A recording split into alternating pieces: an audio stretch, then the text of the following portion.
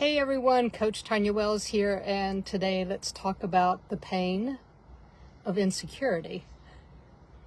As I was thinking about coming on here today with this particular topic, I remembered, and I talk about this in my book, it was the summer of 1987.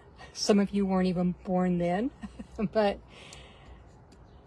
I remember I had come home from being out with some friends, and I just did not like the way I was carrying myself. I didn't like how I was reacting, and I don't know what happened, but I just felt this big yuck inside, and I don't even know if the word insecure or insecurity had even crossed my vocabulary at that time. But that's what I heard in my heart. And the Lord was saying, Tanya, he said, you have this big gash in your heart. When I said he said, guys, I'm not talking about hearing like an auditory voice. I'm talking about hearing and feeling an impression in my heart and in my spirit. Because I was in a quandary. I didn't know what was going on. And I was really in my own way at that time seeking an understanding. And so he said, your heart, Tanya, has this big gash, and it's lined with insecurities and fears. And he said, just as it hurts to cleanse an open wound. Remember those days when we ride our bikes and we'd scrape our hands or our knees and our elbows and stuff, and Mom would take or Grandma would take a washcloth, and you have to wipe and make sure you got out all the dirt and the debris. And the Lord said, just as it's going to hurt to cleanse an open wound, it's going to hurt to cleanse.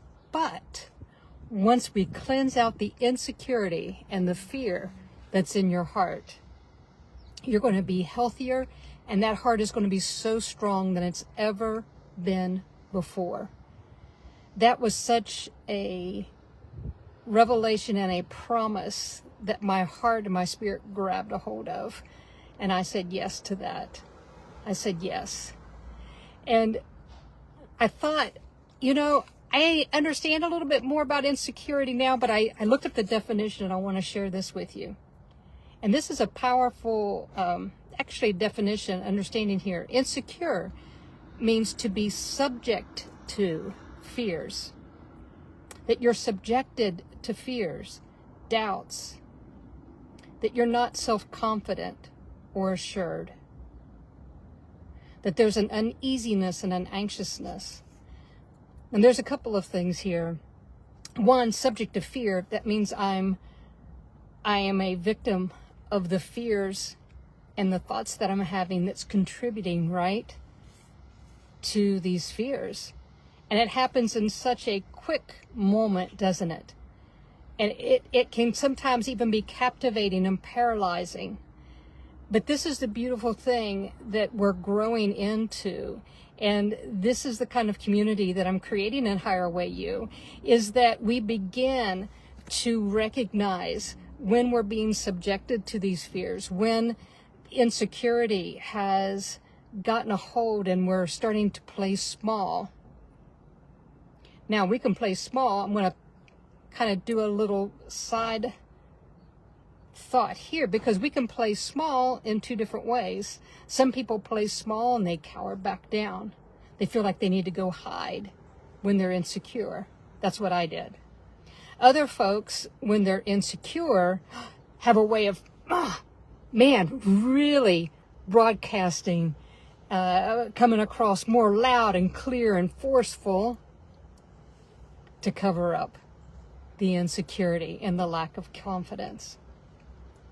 So it can show up in two ways. And I guarantee you that you've experienced them both and have seen them both. But we become subjective to these fears. And we lack self-confidence. And that's a tough word for many that have grown up in church. And it wrestles with our belief system, because we hear Jesus say that we need to die to ourselves, and then we also are simultaneously knowing that We need to have some level of self-confidence. And that's really for another teaching at another time. But I do want to say that I believe we're talking about two different positions here. Because I can learn how to be humble and self-confident and not be subjected to fears, right? My heart, my spirit man can really walk and live in love and confidence in a way that I'm able to face my fear. I'm able to look and observe at the thoughts and the feelings that are contributing to this cycle of fear and insecurity. I pause for a moment because I want us to think about and see if we can become aware of the heart conversations that we're carrying, that we're cycling, that feeds into, that keeps us a victim of those insecure moments. Let's let those be moments and not stretched out for hours and weeks and lifetimes. It's very important that we begin to learn how to create some breathing space and step back. If anything, maybe this video raises awareness to the fears you might be experiencing for the purpose of beginning to observe. Can we and will we allow the love of God to be present with us in that moment and become an observer with Him, to begin to have the courage to face this belief or situation we have about ourselves, allowing Him to begin to cleanse that woundedness that created that fearful position in the first place, so that we can begin to experience a level of healing and freedom. Insecurity is very, very painful. Whether it's masked or not, it's very, very painful. And I truly believe you and I can continue to grow and learn how to allow, from a place of surrender and trust, allow God to begin to cleanse so that we begin to heal and become stronger in this particular area of our life. I'm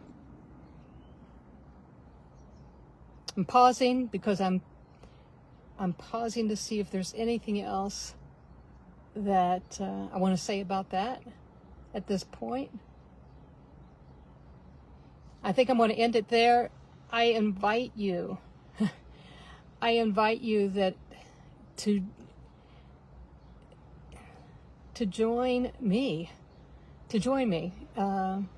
in some of these conversations, and we'll have more of them. But I talk about these things on YouTube. HigherWayU.com is the website, the YouTube channel, HigherWayU. Check it out. See if it's a fit. If you like this kind of topics and conversation, we'll have more. All right? I'm going to go take a quick walk, and I will catch you tomorrow. Bye-bye, everyone.